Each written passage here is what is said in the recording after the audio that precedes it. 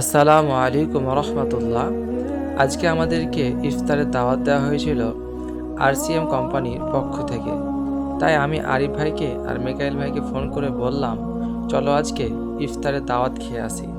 কিন্তু আরিফ ভাই ব্যস্ততার কারণে যেতে পারিনি। তাই মিকাইলকে বললাম, চল তুই আর আমি ইফতারের দাওয়াত খেয়ে আসি। তাই আর চিন্তা ভাবনা না করে বেরিয়ে পড়লাম। দেখতে দেখতে আলহামদুলিল্লাহ আমরা সেইখানে পৌঁছে গেলাম।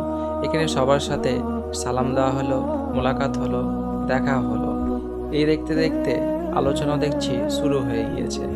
এবার সব কিছু বাদ দিয়ে এখন একটু আলোচনা শুনে নেওয়া যায়। এখন প্রায় আলোচনা শেষের দিকে, আর বেশি সময় ছিল না, তাই সবাই একসাথে উজু করতে চলে এলাম। এখানে দুটো কলে উজু করছি, যেহেতু লোক অনেক ছিল। দেখতে দেখতে ইফতারের সময় খুব নিকটে চলে এলো, সেজন্য ইফতার নিয়েও বসে গেলাম। দেখা হচ্ছে পরের ভিডিওতে। আসসালামু আলাইকুম।